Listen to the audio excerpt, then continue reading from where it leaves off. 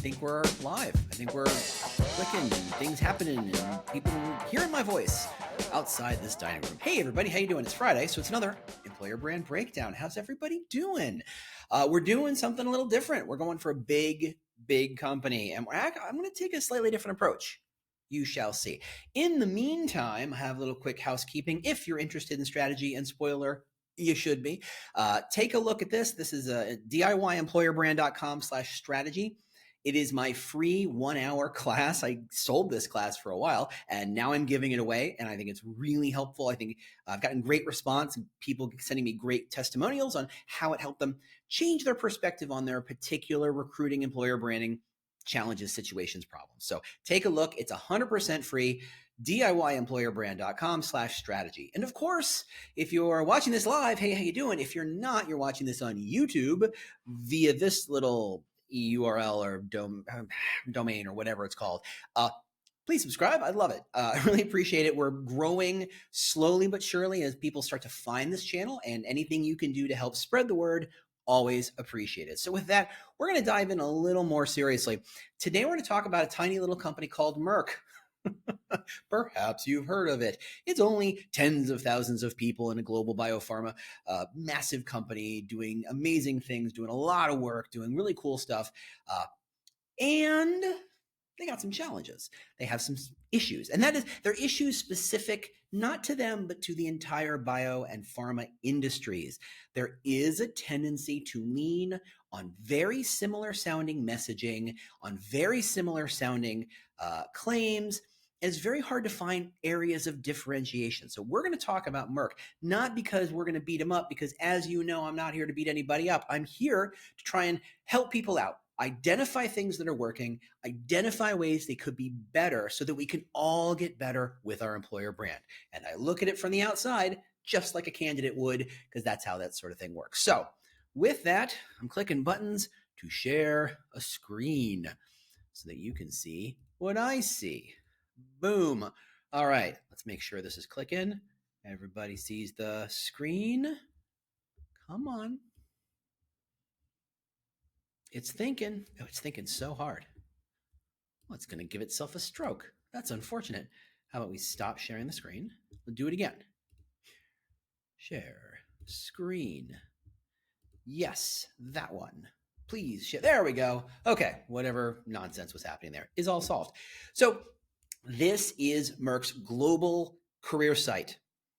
First reactions are it's very clean and perhaps a little too much so. I put my screen kind of where I think a fold would be. So you've got 2/3 of the screen is this one photo, a lot of white space, and welcome to an inspired career. And this is the beginning of where you start to realize this is what I mean when I say claims that are not differentiated.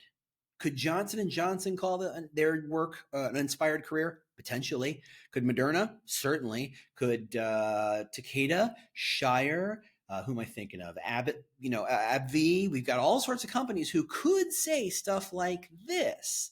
And that's a challenge. If you're a candidate looking to learn about this company to make a decision, if you look and sound like everybody else, it's very hard to make a decision. It's like deciding between grocery sugar and Domino sugar. They're the same. So it's hard to make a decision. But we'll hold on to that because we're going to dive into the rest of this page very quickly. Now, this is something I know it's a challenge that everybody who thinks about their career site faces and thinks about. And that is understanding the mindset of a visitor. Because there is the visitor who is here to look for a job right now. They are engaged. They're excited. They're there to take action. That's what they're there for. They came to this site so they can apply for a job. And you need to serve them. Because if they're hyped for you and they're all hot and bothered and ready to go, you want to make sure it's really easy that they can find what they're looking for. Knowing full well that there's another audience who may be just as big, who's just here to do the research. I'd like to learn more about what Merck is like as an employer. I'd like to learn more about their benefits and programs. I'd like to learn more about their scope and where their offices are, and so on and so on and so on. These are two very different audiences, the action-oriented audience and the browsing-oriented audiences. And you have to serve them both. And what often happens, and we've kind of landed on this best case or best practice sort of situation of putting the job search right there and then kind of ignoring it very quickly. That's okay. If you want to search here, and then we go on to do research. And that's what they're doing here. I find it odd that the search bar is a little off center, like I'm waiting for a button over here or something. I don't know. It's interesting. And then you get to an award. Now, you know me, I'm not a big fan of awards. This one's pretty good. Time has a lot more credibility than a Fantastic Place to Work or Bob's Big House of awards, right? It's Time Magazine. You love it or hate it or indifferent, it's still got some credence. It's still got some kind of weight to it. They're proud to be one of Time's world's best companies for 2023. Now, the problem with Time, of course, is Time is a magazine dealing in news. Do they have a team of experts reviewing career sites and looking at candidate experiences and picking the best? No, they rely on some other company to do that work for them. They slap the Time logo on it and say, it's Time's world best companies. So yeah, okay, I can see if you got it, you want to use it. I think it's pushed too heavily up. It's too heavily weighted for what it's trying to do. Then, hey, you're in the wrong place if you're in this other country. Go click here. Oh, by the way, we're going to talk about COVID. Time out. Time out. Why is this here? This is way too high in the process. This is way too high in the order of information. This is the stuff that needs to get pushed down. This is stuff that's not necessarily useful. Or if perhaps for the residents of other markets, that could be up here at the top. I mean, frankly, you've got an English kind of pull down. Why not list the countries there? That would be much more effective. This is taking up super valuable real estate at a time when you don't need to. But then we get to get tailored job recommendations based on your interests. Okay.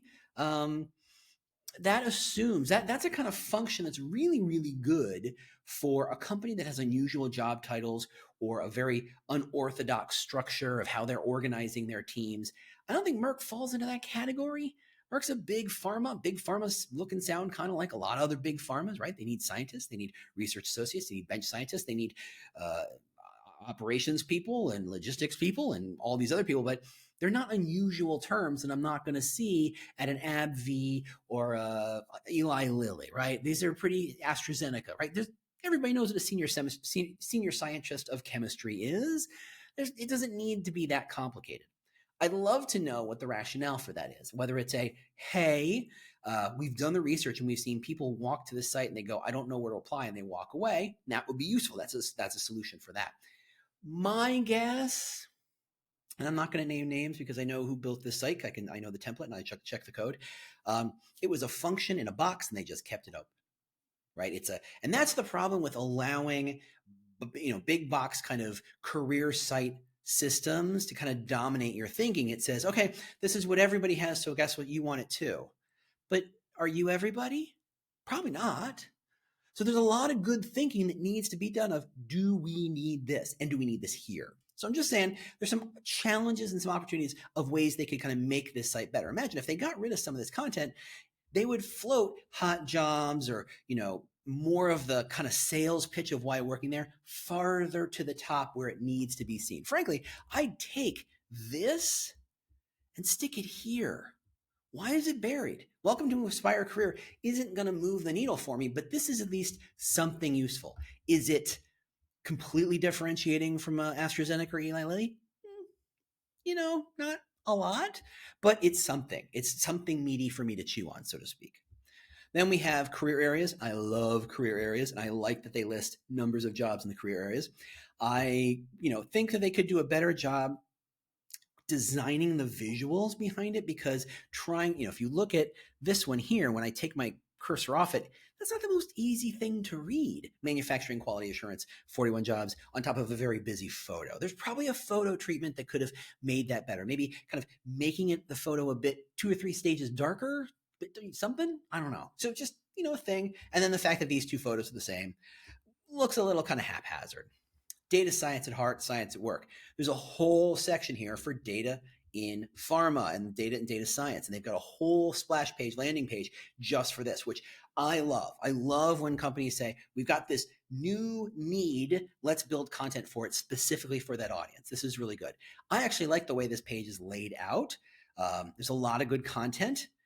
Let's see. This, that's an interesting motif, this kind of cutout, because the logo is these two circles overlapping, and where the overlap happens, you get like kind of negative space thing. I think that's what they're doing here. It's not crystal clear, but I think I get what's happening there. But generally good photos, good colors. I love the dark blue here. It really makes things pop, especially next to the teal. Using the teal for the quotes. Nicely done. Benefits. This is kind of a, hey, if you're in data science, here's everything you need. You don't need to go anywhere else. And I'm always a big fan of one-stop shopping. If you can put everything you can for that audience in one page, do that. Okay, we're going to go back. So back to the home page. So here, where did the data science go? Here we go. So we have, it's loading. Better? Okay, we're better. So we got the career areas, we've got the data science areas, we've got the numbers. Now this number thing is a motif I saw throughout the whole site, though, whoops, that needs to get fixed. Somebody needs to get on that, because here's the thing. In bio and pharma, in a lot of ways, the science is the brand. What you're doing, what you're achieving, the drugs you've released, your approach is the brand, because everything else is roughly the same. Hey, you have health insurance benefits. Of course you do. You've got all the standard kind of coterie of benefits. The salaries are roughly in a banded similar area. The thing that makes you different is the science, or in this case, the scale. And they should be leaning on that scale a little more. So again, good numbers, interesting of use, should lift them up. Now, I will say, when you're throwing numbers like this out, there could be another step to say, so what does that mean? Okay, you have 69,000 employees. What's the implication? That you're massive? Or is the implication that you're slow, you're bureaucratic? That's the problem with throwing a factoid up like that, is that it's almost always a two-edged sword. It's always saying something positive, but something negative at the same time. It's incumbent upon us to say, if you're going to drop a little factoid like this, we need to frame it. We need to say why 69,000 employees is a positive. What does that mean to me as a candidate? Am I going to get lost in the shuffle because this is a massive company? If I'm the brander and I'm going, wow, if I throw this number out, someone's going to freak out because it's too big. How do I balance that? How do I give them more information to help reframe that? 9.9 billion, huge number. What does that mean? When you have numbers without reference, is 9.9 billion a lot? It sounds like a lot because I don't have 9.9 billion lying around. I probably have to go into the couch cushion to find that much money at least. So that sounds like a big number, but is it bigger than other companies? I don't know. It's just a factoid. You need to kind of give it some reference, some context to help people go, oh, okay, so it's more than those other companies or less than those other companies. And this is why that's good or bad. That's really useful. So factoids are good, but you need to kind of flesh that out. Okay. Then we have the big divisions that are helping save, improve lives. As a leader in biopharmaceuticals, focus on scientific innovation. Of course you are, because that's your job. That is the every benefit, every pharma, everywhere. Benefits, DEI, student opportunities, veterans. A lot of content. I'm really surprised. Here's what I want to say. For a page that starts so stark and so minimalist, it's not till you scroll 2 or 3 pages down and you go, okay, there's more here. I think there's a design tweak that could happen to kind of really indicate to someone who lands here and says, there's a lot of content here. Slow your roll. Don't just go, oh, it's kind of half empty page, so they bounce. To say, okay, there's more stuff here. And those are minor design tweaks to kind of help indicate there's more stuff, whether it's bringing more of the content up or visual indications that there's a lot more to be found. Lots of ways to do that. I just think they need to take advantage of that. How we hire, always love that. U.S. contingent opportunities, join our talent community. I'm not even about bother joining that. I have talent communities are such a bugbear of mine. I don't want to get into that. But here's social, Glassdoor, which is a pretty good score and worth promoting. So feel what you want about Glassdoor, and Lord knows I have feelings. That's a good number. You throw that up. You put that up there. I would say, and I think we talked about this last week, that's a really wide column of text. That's hard to read. And then they have a lot of awards and they put them in the bottom as proof points. Yes, this is how that is done. These are some nice awards. Human Rights Campaign, Military Friendly. These are unusual companies and unusual places. Time, Glassdoor, Fierce Pharma. They've got some credibility, and they're not Bob's Big House of Reviews. They put them in. I like the logo. I like the visual treatment of it. I like that they list the date. They're not 14 years old like some companies, but they're down towards the bottom. They're not the selling point, right? The fact that you have Time's This Is a Great Place to Work award says you work here because Time told you to. And I just don't think Time is enough of a reason for me to want to work there. If I decide I'm interested, an award like that makes me go, that might push me over the edge. That might say, yeah, that's a really interesting proof point. We should definitely engage. So again, little just reshuffling of how that works. But generally, I like how they did these awards. New job, be the first to apply. That's an interesting twist. I know this platform can do that now, and I know that there's a lot of agita, for lack of a better word, anxiety by candidates to say, am I applying to a job that's 6 years old? And to be fair, programmatic marketing has made the game of, am I applying to a job that doesn't really exist or is sitting there and is stale? That makes candidates get real kind of savvy about this stuff really, really fast. And so showing this is a new job, I think that's an interesting point. I would like to see the research on this to show, is it working? And then you've got corporate responsibility, et cetera, et cetera. Okay, so some good, some not so good, all good. So let's dive into some functional areas. Again, a little too thin up top, needs more meat up here. Again, this is such a strange placement. It just makes me feel like something's wrong, like something didn't load right. And this is a place where you want to work really hard to make sure people feel very confident in what they're doing. Actually, this wasn't the page I wanted to go to. I know where I wanted to go to. I wanted to go to these areas. So these are the divisions, and there's more content here. And that's interesting. Actually, whoops, hold on.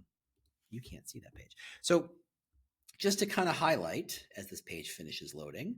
Okay, so you've got the make a global impact from a number of career areas, and these are groupings of jobs. This is more, hey, go get a job, go pick a job in medical affairs or other. There's got to be a better term for that. It's very action oriented. So, okay. But then down here, you get to explore those divisions, and they're named differently, which is confusing. And this has a lot more content. Let's make sure I'm sharing it. Good. I am sharing the right page. So now we have the research and development section. Again, it's a little austere, a little overly clean. Again, not loving how wide this column is. And honestly, if they had tweaked the margins such that that column wasn't so narrow, you'd actually get a nice treatment of the headline. Right now, it says the journey to invention and discovery is guided by science and inspired by patients. Why not put the break right after the word science? That makes so much more sense visually and contextually, right? It makes more sense. It's telling a stronger story, and it would make that column of text much narrower and easier to read. Just putting that out there. Job spotlights in R&D. So here we have R&D as a massive kind of function. Now we're breaking it up. Here's clinical trials, here's medical and scientific affairs, research, all that stuff. Lots of good information, regulatory, R&D, data science, great content. How we invent for life. Now, this is also something I just felt was very confusing because oncology, infectious disease, cardio, vaccines make perfect sense. Those are areas, medical areas, right? Purposeful work is non-parallel. And when I click on it, I go to research. But I didn't, hold on, make sure you see it. I go to research, which is not the tab I thought I was going to go to. I thought I was going to go to something about purposeful work.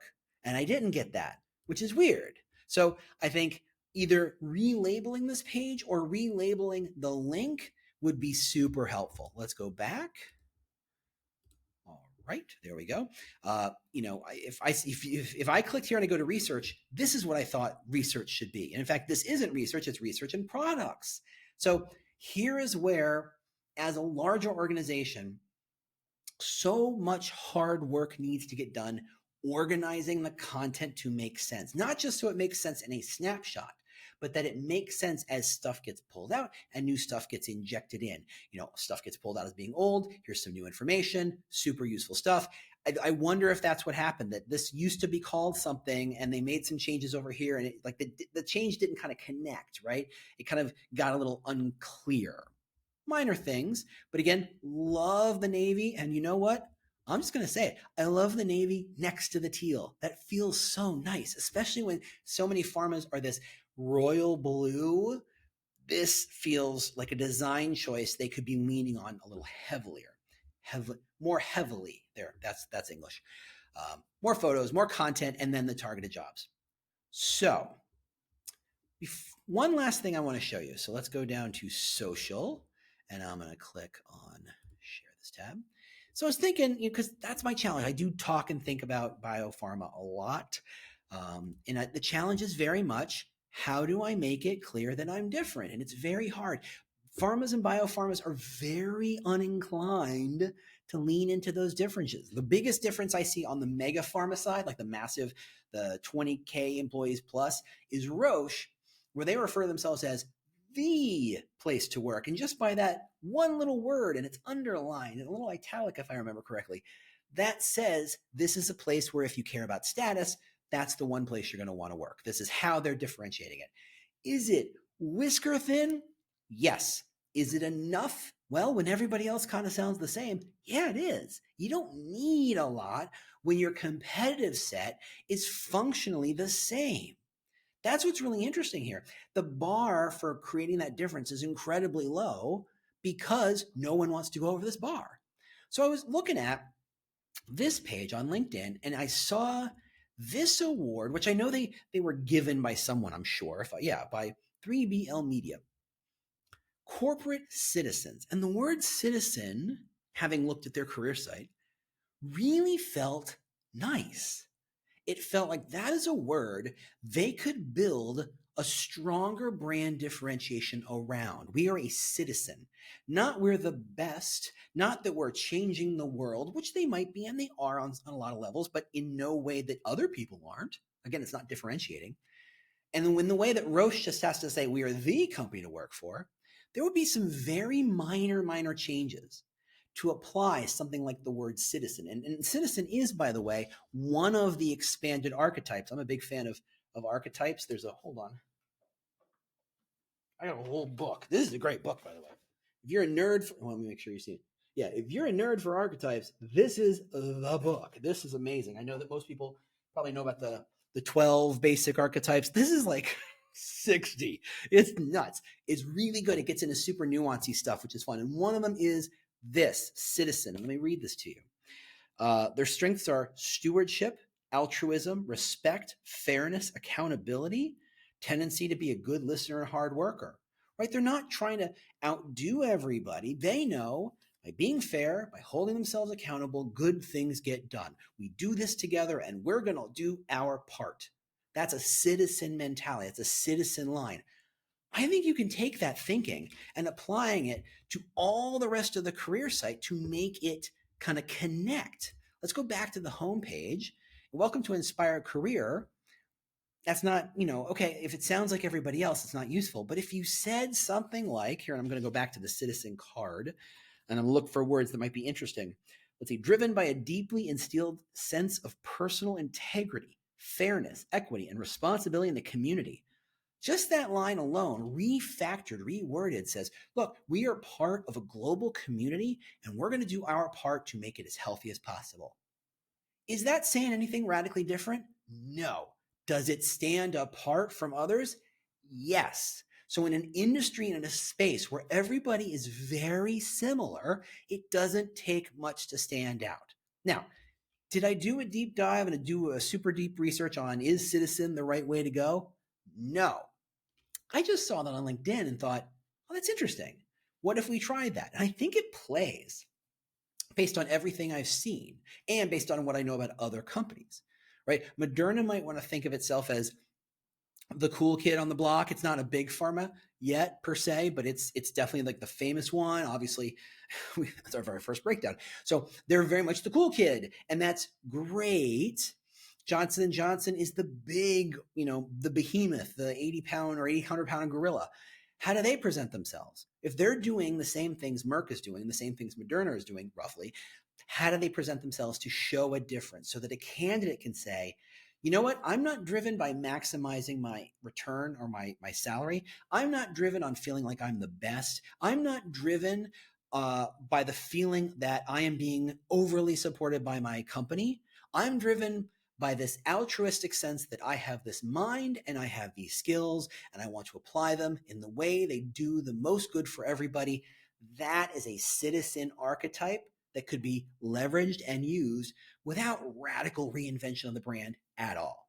So that was really what I wanted to show you, is that here is a nice big company, and I mean a big company, global footprint at all. What are they doing right? There's great content. There's really good content. There's some design elements and some tweaks and polishes that probably could be applied. I didn't even look to see how old this site was or last time it's had to change. But really, what is the thread you could pick up to make a company like this, a massive company like this, stand out? Because I think a citizen idea could apply globally. The sense of altruism, the sense of being part of something larger. I think given its size, given its scale, given its scope, it's a nice fit.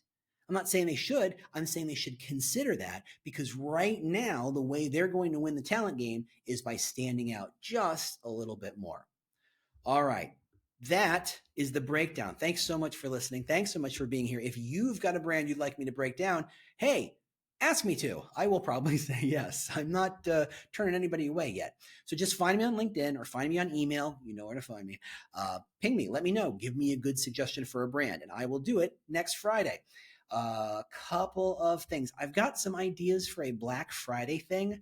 I was actually thinking about 2 weeks from now, just blocking off 2 hours and doing brand after brand completely clean, doing breakdowns like this over and over and over again for like a marathon of employer brand breakdowns.